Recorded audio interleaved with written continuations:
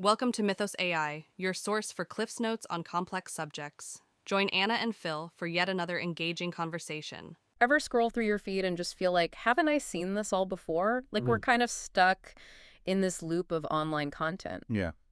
Well, today we're taking a deep dive into that sense of digital deja vu, and we're going to be unpacking this idea of a memetic wave Right. and how basically the internet itself shapes the way we experience it. It's interesting to think about it this way. Imagine, like, picturing the internet as a house, right? Right. Like, it's got its foundation, walls, rooms, all built on a specific blueprint. Mm-hmm.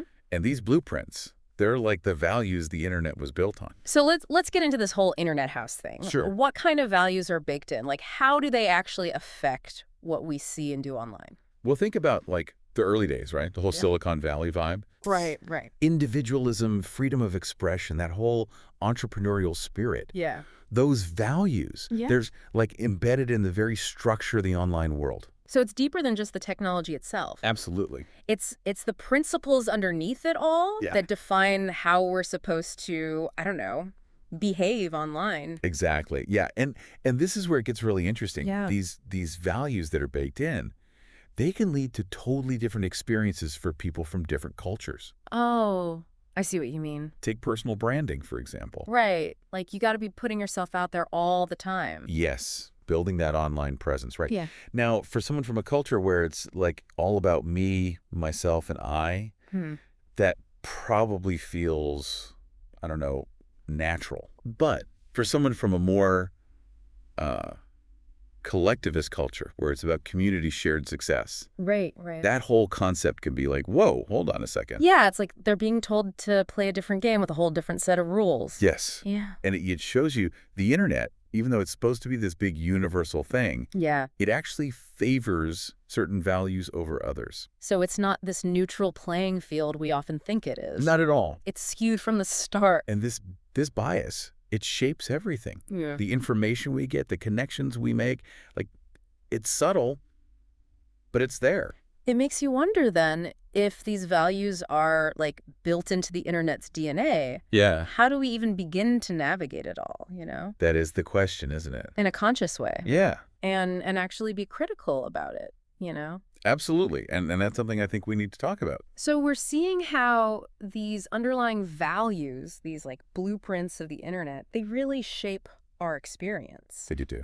But there's this other force at play, right? Right. Algorithms. Yeah. It's like they're constantly, I don't know, rearranging the furniture in our internet house. Yeah, that's a great way to put it. Based on, I don't even know what sometimes, Yeah. like what are they basing it on? Well, it's like they're these invisible architects, right? Okay. Just kind of always shaping our online experience in these subtle but really powerful ways. Like they're trying to anticipate what we want, Mm-hmm. but I don't know. Sometimes it feels like they're limiting us more than opening things up. Yeah, well, that's the thing about personalization. Okay.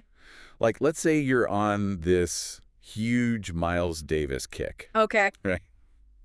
Like you're listening to Kinda Blue on repeat, Love it. and the algorithm picks up on that. Yes. Suddenly. Yeah. You're just flooded with more jazz, more, trumpet-heavy kind of stuff. Which on the surface doesn't sound so bad, right? Right, like, oh, cool, more music I might like. Exactly.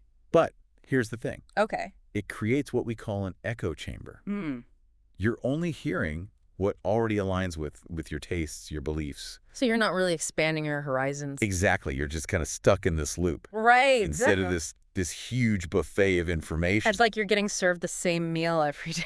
Exactly. And this isn't just about music, right? This is everything. Think about your news feed, the articles you see, the people you connect with. Algorithms are filtering all of it. It's like being in a bubble you didn't even really choose. That's exactly it. And the thing is, it's not that algorithms are bad. Right. It's just they're designed to, like, optimize, to streamline. Yeah. But we got to be aware. Aware of how they work. Yeah, aware that by trying to personalize, Yeah. they might actually be limiting us from seeing the bigger picture. And experiencing like the full spectrum Exactly. of what's out there. So we're riding this wave, right? Shaped by these built-in values, guided by these algorithms that, like we said, can sometimes make things feel kind of small. Yeah, it's easy to feel like you're just along for the ride. Exactly. But the thing is, we're not powerless here, right? We can be like conscious digital citizens or whatever. Absolutely. What does that even mean, though, like practically speaking? Well, it starts with awareness, Okay. like we've been talking about, right? Right. Recognizing these inherent biases, the way algorithms work. Right. But it's got to be more than just knowing, right? So we can't just like delete all our social media and live in a cave. No, not at all. Yeah. But we can start being more intentional Okay. Intentional about. about what we consume, for one. So like our information diet. Exactly. It's like, imagine if you only ate dessert. Oh, okay. I see where you're going with that. Delicious. Sure. But not exactly a balanced diet, right? Definitely not. Same goes for information. Okay. If you're only consuming stuff that confirms what you already think, Yeah. you're missing out on, like the bigger picture. We need our vegetables, so to speak. Exactly. So actively seek out different perspectives, Even the ones that might like ruffle our feathers a bit. especially those. For example, instead of just your usual news sources, Yeah. try reading how different countries are covering the same event. Okay. Interesting. You'd be amazed at the different angles, the details you might have missed. It's like getting a more complete picture. Exactly. Yeah. And as we become more aware of what we take in, Yeah. we become more aware of what we put out there too. Right. Going back to that internet house idea. Right. We're not just living in it, we're adding to it. Every time we post, comment, share, whatever. Think of it like curating your own little corner of the internet, your own digital museum. Okay. I like that. Every piece of content you put out there, Yeah. it's like an artifact that tells a story. It's like, what do you want your contribution to be? Right? Exactly. What kind of digital environment are you helping to create? It suddenly feels a lot more, I don't know, significant when you put it that way. It is significant. And it all ties back to this memetic wave idea. Okay. How so? When we become more conscious of what we consume, what we create, Yeah. we're actually helping to shape a more, balanced, diverse, interesting internet for everyone. So it's not just about riding the wave, it's about like directing it a little bit. Exactly. Yeah. And that's an exciting thought, isn't it? It is. It's like we actually have some say in this whole thing. We do. And it all starts with awareness, with being willing to, step outside our comfort zones. So look beyond our own little echo chambers and all that. Exactly. And engage with the digital world in a way that's, more conscious, more thoughtful, and hopefully, makes a difference. I love that. Well, that's about all the time we have for today. Big thanks to you for joining us as we took this deep dive Of course, my pleasure. into this whole world of, online influence and how to navigate it all.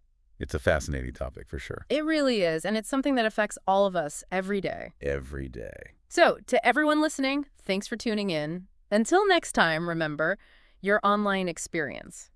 It's yours to create. Thanks for listening to Mythos AI. Stay tuned for more concise insights. And remember to hit the like button and subscribe for future episodes.